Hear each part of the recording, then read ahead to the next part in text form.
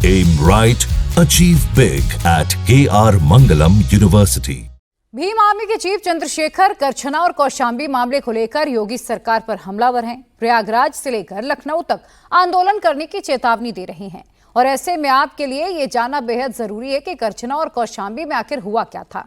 इन दोनों ही घटनाओं को लेकर यूपी की सियासत का पारा क्यों हाई है, करछना में बवाल करने वालों का प्रयागराज पुलिस कैसे इलाज कर रही है, इस रिपोर्ट में समझिए। भागना दौड़ाई रहे।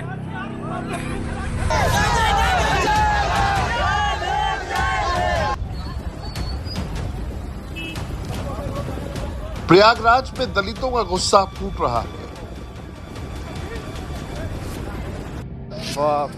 एससी समाज का प्रदर्शन उग्र हो गया है। भागना दौड़ाई रहे। करछना में दलित लड़के की हत्या और कौशांबी में पाल समाज की बच्ची से दुष्कर्म को लेकर माहौल में जबरदस्त उबाल है। भागना दौड़ाई रहे। प्रयागराज के करछना में दलित देवी शंकर की 13 अप्रैल को हत्या कर दी गई थी।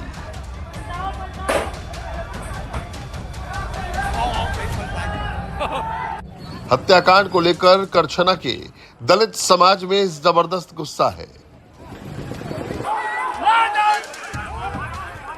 हालांकि करछना हत्याकांड में पुलिस 8 आरोपियों को गिरफ्तार कर चुकी है।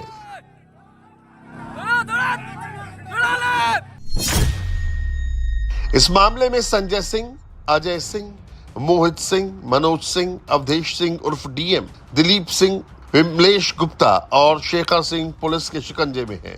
प्रशासन दिलीप और अवधेश की संपत्तियों पर बुलडोजर भी चला चुकी है।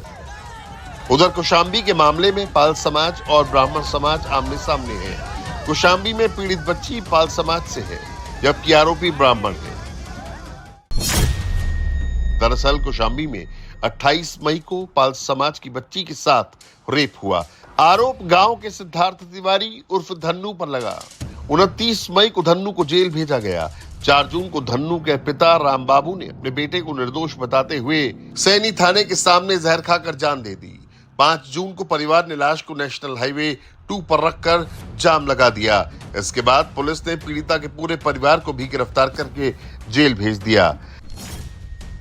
इन दोनों ही मामलों को लेकर यूपी की सियासत हाई है। मायावती से लेकर अखिलेश यादव तक योगी सरकार पर हमलावर हैं। जात के नाम पर हो रही वोट पॉलिटिक्स में चंद्रशेखर रावण भी हुंकार भर रहे हैं। योगी सरकार को प्रयागराज से लेकर लखनऊ तक घेरने का ऐलान कर रहे हैं। मैं संवैधानिक विचारों का प्रयोग संवैधानिक विचार में हूँ, इसलिए पुलिस से बातचीत कर रहा हूँ, वरना मैं लड़के भी जा सकता हूँ, मोटरसाइकिल पे बैठ के भी जा सकता हूँ। पुलिस जानती है जब मैं जाने पाऊंगा चला जाऊंगा, लेकिन मैं संवैधानिक विचार को मानता हूँ, संविधान को मानता हूँ, इसलिए पुलिस से बात कर रहा हूँ कि भाई हमें जाने दिया जाए या उस परिवार को हमसे मिला दे। अभी तो इलाहाबाद में आप संदर्भ देख रहे हैं, फिर आप लखनऊ में देखना विधानसभा का गिराव होगा, मुख्यमंत्री आवास का गिराव होगा, इतने बड़े पैमाने पे होगा कि पूरे प्रदेश से ट्रेन में लोग आएंगे और लखनऊ का चक्का चक्का जाम कर। योगी सरकार में हिंसा और दंगा करने वालों का पक्का इलाज किया जाता है। प्रयागराज में अब यही हो रहा है। जिन लोगों ने कल कानून हाथ में लेकर उत्पात मचाया, उनके खिलाफ पुलिस कैसे एक्शन ले रही है, कितने लोगों को अब तक गिरफ्तार किया जा चुका है, आरोपियों पर कौन कौन से केस लगाने की तैयारी हो रही है, सब कुछ देखिए इस रिपोर्ट में। प्रयागराज में बवाल करने वालों का इलाज शुरू हो गया। पुलिस की गाड़ी पर अटैक करने वालों की पहचान हो चुकी है। एक एक उपद्रवी को पकड़ा जाएगा। नुकसान का हर्जाना उसी से वसूला जाएगा।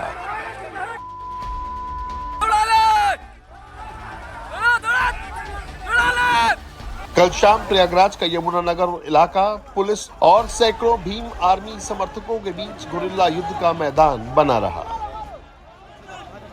भीड़ ने पुलिस पर ईंट पत्थर फेंके, पुलिस की गाड़ियां तोड़कर पलट दी,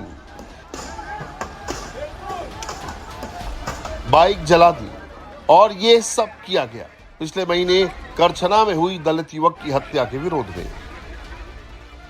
प्रयागराज के करछना इलाके में पिछले महीने एक दलित युवक की हत्या कर दी गई थी और शव को जलाकर फेंक दिया गया था।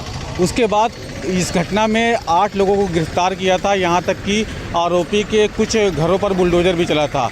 इस कार्रवाई ये तो पूरी तो हो गई थी। उसके बाद भीम आर्मी के चीफ जो सांसद है चंद्रशेखर, वो कल मिलना चाहते थे पीड़ित परिवार से, उसके लिए वो करछना आना चाहते थे, लेकिन सर्किट हाउस में उनको रोकने के बाद यहाँ पर ये खबर पहुँची तो यहाँ पर भीम आर्मी के लोग और गांव के लोगों ने काफ़ी उपद्रव मचाया और पुलिस की गाड़ियों में तोड़फोड़ कर दी। यहाँ पर ही गाड़ियों में तोड़फोड़ की गई थी और काफ़ी हंगामा किया गया था, पत्थरबाजी की गई थी। उसको देखते हुए हालात तो काबू में है, फोर्स तैनात कर दी गई है, कई कंपनियां पीएससी भी लगा दी गई हैं और ये पूरा गांव का इलाका है जहां पे पुलिस लगातार गश्त कर रही है। डीसीपी विवेक चंद्र यादव हैं, एसीपी हैं और कई थानों की फोर्स के साथ लगातार गश्त कर रही है। गांव में लोगों से बातचीत हो रही है, शांति का माहौल बना रहे इसके लिए पुलिस लगातार प्रयास कर रही है। खास बात यह है कि इस पूरी कार्रवाई में 8 लोगों की गिरफ्तारी पहले भी हो चुकी थी। उसके बाद ये हंगामा क्यों किया गया है ये पूछताछ के बाद क्लियर होगा। करछना में उपद्रव करने वाले एक आरोपी की पहचान की जा रही है। जिन लोगों ने पुलिस टीम पर हमला किया, गाड़ियों में तोड़फोड़ की, उन्हें सीसीटीवी कैमरे से आइडेंटिफाई किया जा रहा है। करछना में हिंसा और तोड़फोड़ करने वाले करीब 50 आरोपियों को गिरफ्तार किया जा चुका है। हिंसा में शामिल आरोपियों पर एनएसए और गैंगस्टर एक्ट लगाने की तैयारी है। सरकारी संपत्तियों के नुकसान की भरपाई भी आरोपियों से की जाएगी।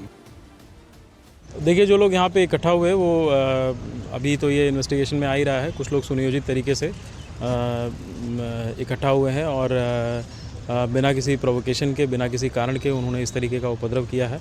तो उसके लिए उनके ऊपर कड़ी से कड़ी कार्रवाई सुनिश्चित की जा रही है और आगे भी की जाएगी। और अभी तक करीब 50 से अधिक लोगों की गिरफ्तारियां भी इसमें की जा चुकी हैं और बहुत सारे लोगों की इसमें वीडियो फुटेज, सीसीटीवी जो भी हमारे पास इलेक्ट्रॉनिक और साइंटिफिक एविडेंस है उसके आधार पर पहचान की भी जा चुकी है।